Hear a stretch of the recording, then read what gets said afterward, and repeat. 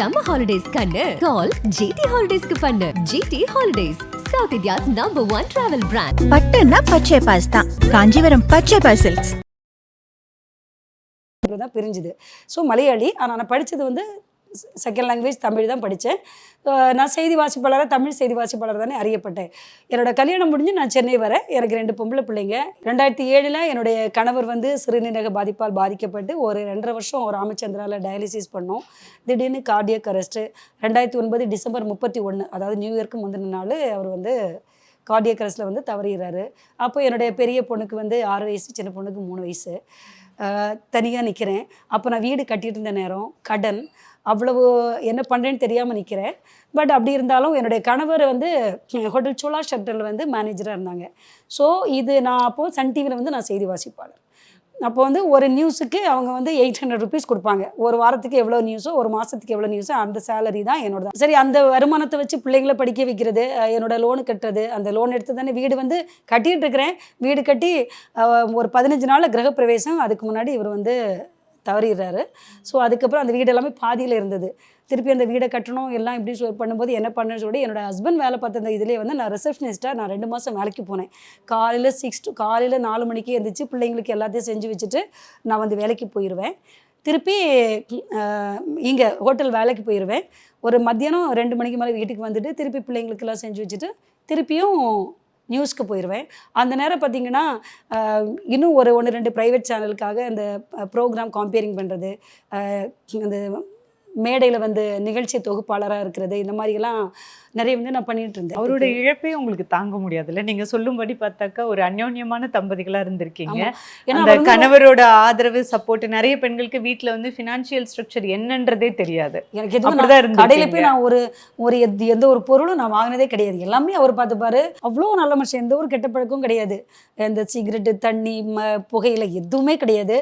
வருஷம் ஒரு 2-3 பிள்ளைங்களுக்கு ஸ்கூல் ஃபீஸ் கட்டுவார், புக்ஸ் வாங்கி கொடுப்பாரு. இப்போ என்ன பண்ணுறாங்க மகள்கள் 2 பேரும்? என்னோட பெரிய பொண்ணு ஜெர்மனியில் வந்து மியூனிக், அதாவது ஜெர்மனிலே டாப் யூனிவர்சிட்டி, வேர்ல்டுலேயே ஒன் ஆஃப் த டாப் யூனிவர்சிட்டியில் வந்து பிஸ்னஸ் அட்மினிஸ்ட்ரேட்டிவ் இன்ஜினியரிங் ஐடி இது சேர்ந்து அவள் வந்து படிக்கிறாள். அவள் வந்து இது ஃபைனல் இயர் அவள் படிச்சுட்ருக்கிறா. ஜெர்மன் லாங்குவேஜில் படிக்கிறாள். 1 இயர் வந்து. ஆமாம்.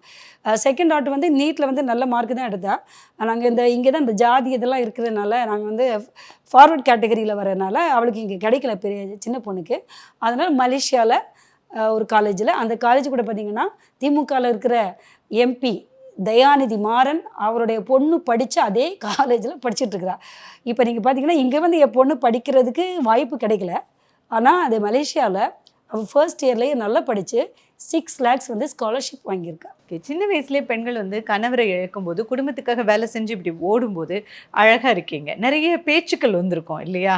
நிறைய பேர் சமூகத்தில் உங்களை பேசுகிறத தாண்டி நிறைய பேர் உங்களை திருமணம் பண்ணிக்கிறோன்னு சொல்லி கூட அப்ரோச் பண்ணியிருந்திருப்பாங்க. அதெல்லாம் எப்படி ஹேண்டில் பண்ணீங்க? என்கிட்ட வந்து நான் வேலை செஞ்ச இடத்துலையே எங்கிட்ட வந்து கேட்டாங்க, நீங்கள் அழகாக இருக்கிறீங்க, நீங்கள் வீடு உங்களுக்கு இருக்குது, நீங்கள் செட்டில்டு, கல்யாணம் பண்ணிக்கிறேன்னு சொல்லிட்டேன்.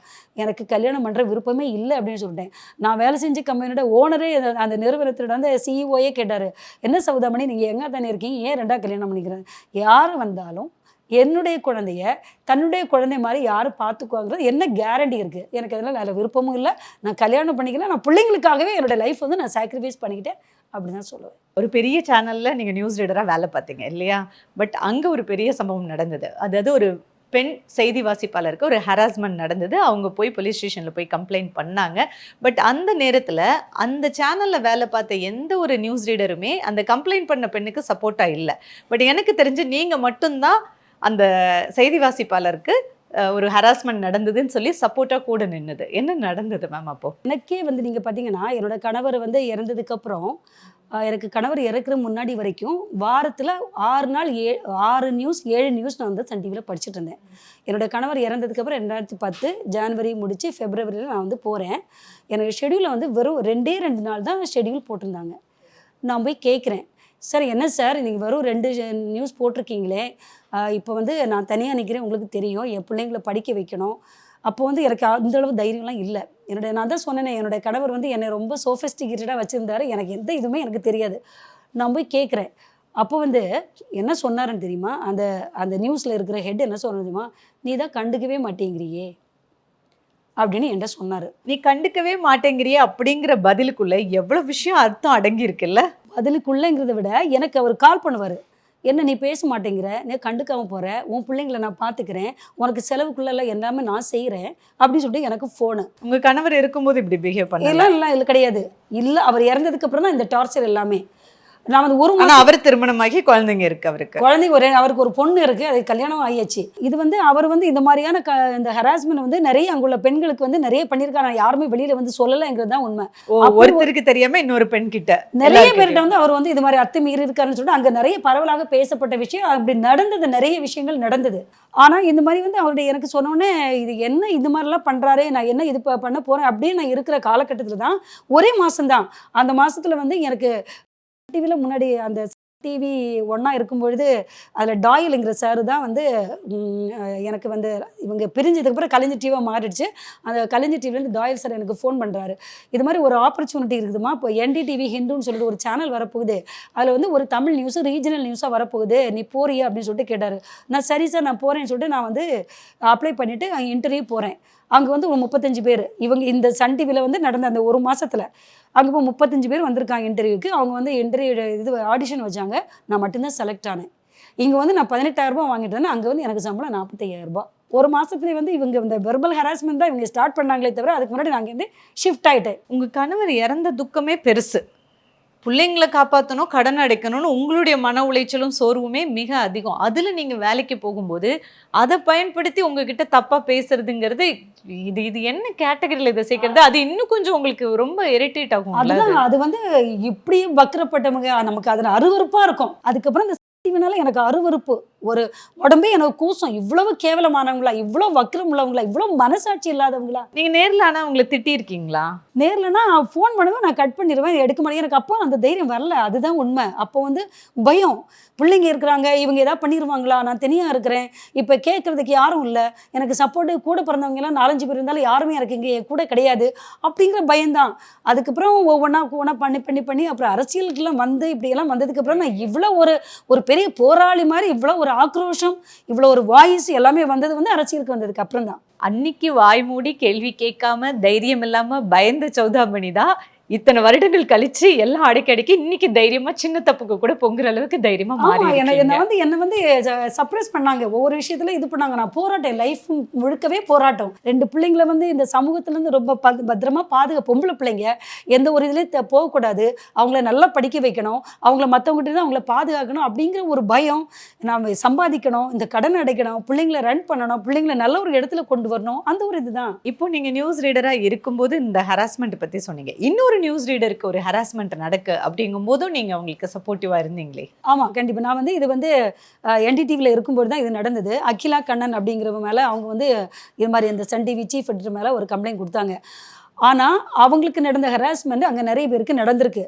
டப்பிங் ஆர்டிஸ்ட்டுக்கு, இது செய்தி சேகரிக்கிற நிறைய பேருக்கு நடந்திருக்கு. அங்கே வந்து அவர் யாருமே பெரிய மெயில் சப் எடிட்டரே அவர் வந்து மதிச்சே கிடையாது. அவ்வளோ அவதூறு பேசுறது, அவ்வளோ ஒரு அராஜகம், ஒரு அக்கிரமமும் அவர் தான் பண்ணிட்டு இருந்தார். ஸோ இவங்க வந்து கேஸ் கொடுக்குறாங்க, இது எல்லாரையும் சப்போர்ட் கேட்குறாங்க, யாருமே சப்போர்ட், எல்லாருக்கும் பயம், ஆனால் எல்லாருக்கும் ஃபேமிலியாக இருக்கிறாங்க. இப்போ எனக்குன்னா கேட்குறதுக்கு யாரும் இல்லை, நான் மட்டும் தானே, எதுவும் முடிவு வேணாலும் நான் தான் எடுக்கிறேன். என்னோடய ஹஸ்பண்ட் இருந்தார் அப்படின்னா நான் ஒருவேளை சப்போர்ட் பண்ணியிருப்பேன் என்ன அப்படிங்கிறது எனக்கு தெரியாது. ஏன்னா எனக்கு அவரே எல்லாருமே பேம்பர் பண்ணிட்டு இருந்ததுனால என்னோடய ஹஸ்பண்ட் அதுக்கு அலோவ் பண்ணியிருப்பாரா அப்படிங்கிற ஒரு கேள்விக்குறி அது இருக்குது இல்லையா. இப்போ என்ன கேள்வி கேட்க யாரும் இல்லை, எல்லா முடிவும் நான் தான் எடுத்தாகணும் அப்படி சொல்லும்போது இங்கே எந்த நியூஸ் ரீடருமே அவங்களுக்கு சப்போர்ட் பண்ணலைங்கிறத உண்மை. நான் வந்து எங்கிட்ட கேட்டும்போது நான் வந்து உங்களுக்கு வந்து கோர்ட்டில் வந்து நான் சாட்சி சொல்கிறேன் அப்படின்னு நான் சொல்லிட்டேன். வேலை செய்கிற இடத்துல பவர்ல இருக்கிற ஆண்களால வேலை செய்யற பெண்களுக்கு ஏதாவது பிரச்சனை நடந்ததுன்னா சக பெண்களே வந்து அவங்களுக்கு ஒரு சப்போர்ட்டா இருக்கிறது இல்ல இல்லையா, சப்போர்ட் கொடுக்கறது இல்ல. என்கிட்ட ஒழுங்கா நடந்துக்கிட்டாங்க, உங்ககிட்ட தானே தப்பா நடந்துக்கிட்டாங்கும் போது எனக்கு என் வேலை என் சம்பளம் பெருசா இருக்கிறதுனால மத்தவங்களுக்கு யாருமே இங்க ஆதரவா இருக்கிறது கிடையாது. அது மட்டும் இல்ல, நீங்கள் நிறைய பேர் உங்களுடைய உங்களுக்கு வந்து நீங்கள் வந்து சில விஷயங்களுக்கு உடன்பட்டுக்கலாம், அதன் மூலமாக உங்களுக்கு பல அனுகூலங்கள் கிடைச்சிருக்கலாம், அதை எனக்கு விரும்பாமல் இருக்கலாம் இல்லையா. அதே நேரம் ஒரு சில பெண்கள் வந்து இந்த மாதிரி தவறுக்கு உடன் போகும்போது நல்ல பெண்களையும் வந்து கூப்பிடும்போது அவங்க மறுக்கும் போது அவங்க அந்த வேலையில இருந்தே தூக்கி எறியப்படுறாங்க. இதெல்லாம் நடக்குன்னு நமக்கு தெரியும். அறியப்படுறாங்க, வாய்ப்பு மறுக்கப்படுது, எல்லாமே இருக்கு. பட் நீங்க வந்து தைரியமா கூட வேலை செஞ்ச ஒரு செய்தி வாசிப்பாளர்களுக்கு ஒரு அநியாயம் நடக்குங்கும் போது அவங்க கம்ப்ளைண்ட் பண்ணும்போது கோர்ட்டுக்கே போய் சாட்சி சொன்னீங்க. ஆமா, நான் வந்து நான் அப்போ வந்து படிச்ச என்னோட நியூஸ் ஹெட்டா இருந்தது சஞ்சய் பிண்டோ, அவர்கிட்ட சொன்னேன் இது மாதிரி நான் இது மாதிரி போறேன். ஓகே சொல்லிட்டாரு, நீ போய் அந்த அவங்ககிட்ட சொல்லணும் இல்லையா, நீங்க போய் சாட்சி சொல்லுங்கன்னு சொன்னாங்க. நான் போய் இது பண்ணேன். சோ நியூஸ் ரீடர் அகிலாக்காக நீங்க சைதாப்பேட்டை கோர்ட்ல போய் சாட்சி சொன்னீங்க. 2 வாட்டி வந்து நான் சாட்சி சொன்னேன். அப்போ வந்து இந்த என்டிடிவி ஹிந்து வந்து அப்பதான் இந்த தந்தி குரூப் வாங்கினாங்க. அதுல நீ பாத்தீங்கன்னா இந்த குற்றம் சாட்டப்பட்ட இந்த நபரோட மாமனார் தந்தி செய்திகளில், அதாவது பிரிண்டிங் மீடியாவில் வந்து நியூஸில் வந்து முக்கிய பொறுப்பில் இருந்தார். அவர் வந்து அங்கேருந்து எங்கள் தந்தி டிவி அந்த இது விஷுவல் மீடியாவில் இருக்க ஒர்க்கர் மூலம் தூது விடுறாரு, அவங்கள வித்ட்ரா பண்ணுங்கள், அவங்களுக்கு நாங்கள் காம்பன்சேட் கொடுக்குறோம், அவங்கள இது பண்ண சொல்லுங்கள், தலை கீழே நின்னாலும் என்ன ஆனாலும் நான் வித்ட்ரா பண்ணவே மாட்டேன், முடிஞ்சதுனால கோர்ட்டில் பார்த்தீங்கன்னா என்ன முடியுமோ செய்யுங்க, நான் அப்படியே சவால் விட்டேன். நான் 2 வாட்டி நான் கோர்ட்டில் போய் இவங்களுக்கு எதிராக நான் சாட்சி சொன்னேன், யாருமே வரல. ஸோ நீங்கள் ஒரு பெண்ணா, ஒரு சிங்கிள் மதரா சந்திச்ச ஒரு உச்சபட்ச விஷயம் இதுதான், இது சொசைட்டியில் மாறணும் அப்படின்னா என்ன சொல்லணும்னு நினைக்கிறீங்க? பெண்ணா அப்படின்னா இன்னைக்கு வந்து நம்முடைய சமூகத்தில் வந்து இப்போ எல்லா வீட்லேயும் பெண் குழந்தைங்க இருக்காங்க, ஆண் குழந்தைங்க இருக்காங்க. பேசிக்கலாக நம்ம என்ன பண்ணுறோம் அப்படின்னா எல்லா வீட்லேயுமே இப்போ வந்து ஒரு பெண் குழந்தை இருக்கிறாங்க, ஒரு பையன் இருக்கிறான் அப்படின்னா பையனுக்கு தான் ப்ரையாரிட்டி அதிகம். அவனுக்கு படிப்பாகட்டும், அவனுக்கு ட்ரெஸ் ஆகட்டும், எதுவும் வாங்கிட்டு வந்தால் கொடுக்குற, நீ பொண்ணு தானே, பையனுக்கு தான் முதல் ப்ரையாரிட்டி. ஸோ வீட்டிலேயே அந்த பெண் குழந்தைங்களை வந்து அந்த பசங்க மேலே பொம்பளைங்கன்னா நம்ம கீழே, நம்ம சொல்கிறத அவங்க கேட்கணும், நமக்கு கீழே தான் இருக்கணும் அப்படின்னு சொல்லிக்கிட்டு எல்லாருமே வளர்க்கிற முறை. ஸோ அப்படி இருக்கிறதுனால தான் இன்றைக்கி பார்த்தீங்கன்னா இந்த மதுவாலையும் கஞ்சாலையும் இவ்வளோ அராஜகம் அக்கிரமம் நடக்குதுன்னா இப்போ அதனால தான். அதுக்கிட்ட ஒரு நல்ல ஒரு எஜுகேஷன் வந்து நம்ம கொடுக்குறதே இல்லை. பள்ளியில் பாடத்தை தான் சொல்லி கொடுக்குறமே தவிர ஒரு மாரல் எஜுகேஷனோ, இதுதான் லைஃபோ, இதுதான் வேல்யூ சிஸ்டம், பெண்களை வந்து மதிக்கணும், இவங்க என்ன பெண்கள் நமக்கு நம்ம ஈக்குவல் ரைட்ஸ் கொடுக்குறது, நீ ஆணுனதோ அது மாதிரி நானும் ஒரு ஹியூமன் பீயிங், நீ என்ன ரைட்ஸ் கொடுக்குறது அப்படிங்கிற ஒரு பார்வை வந்து வீட்டிலேயே வந்து கொடுக்க மாட்டேங்கிறாங்க. பொம்பளை பிள்ளைங்க நீ மரியாதை கொடு, அவங்களுக்கு ஃபர்ஸ்ட் ஒன்றை மாதிரி தான் அவங்களும் அப்படின்னு சொல்லி வீட்டிலேயே வளர்க்க மாட்டேங்கிறாங்க. அந்த இது வந்து மாறணும். பெண்களுக்கு வந்து சம உரிமை கொடுக்குறது, பெண்களே அவங்களே ஒரு இதாக பார்க்குறது, இந்த மாதிரி தவறான கண்ணோட்டத்தில் பார்க்குறது, இந்த விஷயங்கள் எல்லாம் வந்து மாறினாலே நல்ல ஒரு சொசைட்டி. பெண்களுக்கு வந்து சம உரிமை கொடுக்குற, சமமாக பாவிக்கிற, பெண்கள் மேலே எந்த ஒரு வக்கிரமோ, ஒரு தவறான செயலோ, ஒரு பலாத்காரமோ எதுவுமே நடக்காத ஒரு சொசைட்டி நம்ம உருவாக்கணும்னா நீ கீழே இருந்து அதை ரெடி பண்ணணும். பாம்பளை பசங்க வச்சிருக்கிற தாய்மார்கள் வந்து பிள்ளைங்களை சொல்லி வளங்க, பொம்பளை பிள்ளைங்களை மதிக்கணும், பொம்பளை பிள்ளைங்களை கண்ணியமாக நடத்தணும், பொம்பளை பிள்ளைங்களுக்கு வந்து நீ ஹெல்ப் பண்ணணும், அவங்கள தப்பான முறையில் பார்க்கக்கூடாது அப்படின்னு நீ சொல்லி வளர்த்துருந்தேன்னா எனக்கு இவ்வளோ விஷயங்கள் வந்து நடக்காது. ஸோ இந்த ஒரு விஷயம் வந்து சமூகத்தில் மாறணும் அப்படிங்கிறத என்னோட ஆதங்கம். பெண்கள் எப்படி இருக்கணும், அவங்களுக்கு ஒரு விஷயம் சொல்லணும்னா என்ன சொல்லுவீங்க? தைரியமாக எந்த விஷயத்தையும் வந்து நீங்கள் வந்து ஃபேஸ் பண்ணணும். எந்த ஒரு கஷ்டம் உங்களுக்கு வாழ்க்கையில் நிறைய கஷ்டங்கள் வரலாம். ஹஸ்பண்ட் வந்து டாஸ்மாக் மதுக்கடையில் போய் குடிச்சிட்டு வந்து அடிக்கலாம், திருப்பி ஒன்று அடித்த உனக்கு கையில் அடிச்சுன்னு அடுத்த கையை நீ உடச்சி விட, அவ்வளோ தைரியம் வந்து உனக்கு வரணும், தைரியம் இருக்கணும். ரெண்டாவது வந்து நிறைய விஷயங்களை கற்றுக்கணும், நிறைய விஷயங்களை படிக்கணும். எவ்வளோ நீ படித்து நீ வந்து நாலெட்ஜபிளாக ஆகுறியோ அப்போ சமூகத்தில் என்ன நடக்கிறது, நீ யாராக இருக்கணுங்கிற அந்த விஷயம் வந்து உனக்கு வந்து வரும். ஸோ அதுக்கேற்ற நீ வந்து உன்னை தயார் பண்ணிப்போ. உன்னோட பெண் குழந்தையாகட்டும், இந்த சொசைட்டியில் ஒரு விஷயத்துக்கு போராடுறதாகட்டும், நீ வந்து உன்னை எஜுகேட் பண்ணி நீ வந்து அவேர்னஸை உனக்குள்ளே நீ ஏற்படுத்திக்கிட்டு நீ ஒரு தைரியசாலியான ஒரு பெண்ணாக வந்து நீ உன்னை வெளிப்படுத்தினாதான் இந்த சொசைட்டியில் உனக்கான கௌரவமும் அங்கீகாரம் எல்லாமே உனக்கு கிடைக்கும். இன்னொரு விஷயம் சொல்லுவாங்களா மேம், பெண்கள் வந்து அவங்க வந்து கரெக்டாக இருந்துக்கணும், நம்மளே நம்மளை ப்ரொடெக்ட் பண்ண முடியும். அதையும் தாண்டி வேலை செய்கிற இடத்துல ஆண்கள் வந்து இப்படி கேட்கறது, ஒரு மாதிரி பார்க்கறது, தப்பாக கூப்பிடுறது, தப்பாக மெசேஜ் பண்ணுறது, இதெல்லாம் இருக்குது. இதை ஹேண்டில் பண்ணுறதுக்கு ஒரு ட்ரிக் அண்ட் டிப்ஸ் இருக்குன்னா என்ன சொல்லுவீங்க? இதை ஹேண்டில் பண்ணுறதுக்குன்னா இப்போ என்னை பொறுத்தவரையில் நான் தந்தி டிவியில் நான் நியூஸ் படிக்கும்போது பார்த்தீங்கன்னா நான் என்னை சுற்றி ஒரு வளையம் போட்டு வச்சுருந்தேன். எல்லாரும் என்கிட்ட பேசுவாங்க, ஆனால் எல்லாரும் 2 அடி தள்ளியே நிற்பாங்க. அவ்வளோ டிஸ்டன்ஸ் நம்ம என்னன்னா டெரர் பீஸ் தான். நான் தந்தியில் நியூஸ் படிக்கும்பொழுது சந்துருன்னு சொல்லிட்டு எங்களுக்கு சிஓஓ ஒருத்தர் இருந்தார். அப்போது எங்களுக்கு அதாவது எங்களோட ஸ்டுடியோ பார்த்திங்கன்னா ஓப்பன் ஸ்டுடியோ தான். ஒரு ஓரமாக வந்து அந்த கேபின் இருக்கும், அங்கே வந்து சிஓஓ இருப்பார்.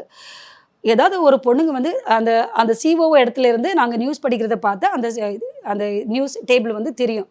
யாராவது புதுசாக ஒரு நியூஸ் ரீடர் வந்தால் அவர் அங்கே சொல்கிறார், அதோ ஒரு அம்மா இருக்காங்கல்ல, கவனமாக இரு அப்படின்னு அவரே சொல்லுவார். நான் வந்து ஒரு வாட்டி நான் நியூஸ் படிக்கும்பொழுதே என்ன இருக்குன்னா, நான் படிச்சுட்டு இருக்கும்போது ரொம்ப சத்தம் போடுவாங்க. நானும் இங்கே அவ்வளோ ஷவுட் பண்ணியிருக்கேன். நானே அவர்கிட்ட சொல்லி எடுத்து மண்டையில் அடிச்சிருவேன் அப்படின்னு நான் சொல்லிடுவேன். ஸோ யார்கிட்ட பேசினாலும் நான் வந்து கட் அண்ட் ரைட்டாக பேசிடுவேன். வழி அந்த இடத்துக்குலாம் இடமே கொடுக்க மாட்டேன். நீ வந்து நீயா இரு, நீ யாரோட இதுக்கு வந்து நீ வந்து அவங்களுடைய பேச்சுக்கு வந்து நீ மெல்ட் ஆகுறதோ, அவங்களுக்கு வந்து அதை வந்து அவங்க டேக் இட் ஈஸியாக உன்னை எடுத்துகிட்டு போகும்போது நீ அதுக்கெல்லாம் நீ வந்து வளைஞ்சு நெளிஞ்சு கொடுத்தன்னா நீ அப்படியே தான் நீ இருந்தாகணும். நீ வந்து உன்னோட இடத்த வந்து நான் வந்து என்னோட செல்ஃப் ரெஸ்பெக்ட் என்ன, நான் யார், என்னோட திறமை என்ன அப்படிங்கிறத வந்து நீ வந்து உன்னோட இது வந்து நீ முதல்ல ரியலைஸ் பண்ணு. நீ அதுக்கேற்ற உன்னை தயார்படுத்திக்கிட்டேன்னா யாரும் உங்கள்கிட்ட வந்து சீண்டவும் முடியாது, யாரும் உங்கள்கிட்ட தப்பாகவும் நடக்க முடியாது. உங்க அம்மா இப்போ உங்களை எப்படி பார்க்குறாங்க? அம்மா என்ன பார்க்குறாங்கன்னா, சரி அவங்க 4-5 வருஷம் நானாக தான் பேசினேன். அம்மா எப்படி இருந்தாலும் அம்மா அம்மா தானே. வயசாகும்போது யாரை வேணாலும் நம்ம வந்து பகைச்சிக்கலாம், ஆனால் வந்து அம்மாவை பகைச்சிக்க முடியாது இல்லையா. அம்மாக்கிட்ட அதுக்கப்புறம் பேசினேன். அம்மா அதுக்கப்புறம் எனக்கு நிறைய விஷயங்கள் செஞ்சாங்க. எனக்காக எந்த கோயில் போனாலும் எனக்காக தான் அவங்க ப்ரேயர் பண்ணுறாங்க. எனக்காக என் பிள்ளைங்களுக்காக எவ்வளோ செஞ்சுருக்காங்க. பட் அவங்களுக்கு வந்து சென்னை அவங்களுக்கு கிளைமேட் பிடிக்கல, சென்னையில் அவங்களால இருக்க முடியலை. அது எனக்கு அந்த டைமில் நானும் சின்ன வயசு, எனக்கும் அது கோபம் வந்தது. ஆனால் வந்து என்னென்னா எனக்கு கூட பிறந்தவங்க 6 பேர். அதில் வந்து எங்களோட 3 அண்ணாக்கிட்ட நான் பேசவே மாட்டேன். யாருமே பார்த்திங்கன்னா அவங்களோட ஒய்ஃப் பேச்சை கேட்டுட்டு யாருமே எனக்கு வந்து எந்த சப்போர்ட்டும் பண்ணலை, எனக்கு கூடவும் இருக்கல.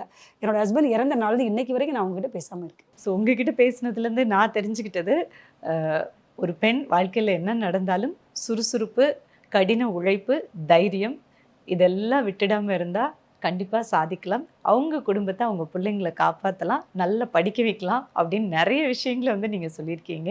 நானும் தெரிஞ்சுக்கிட்டேன். Thank you so much. கலாட்டா நேயர்களுக்கு மீண்டும் ஒரு முறை நன்றி. சம்மர் ஹாலிடேஸ் கண்ணு கால் ஜிடி ஹாலிடேஸ்க்கு பண்ணு. GT holidays, south India's number 1 travel brand. பட்டுன்னா பச்சை பாஸ் தான். காஞ்சிபுரம் பச்சை பாஸ் சில்க்ஸ்.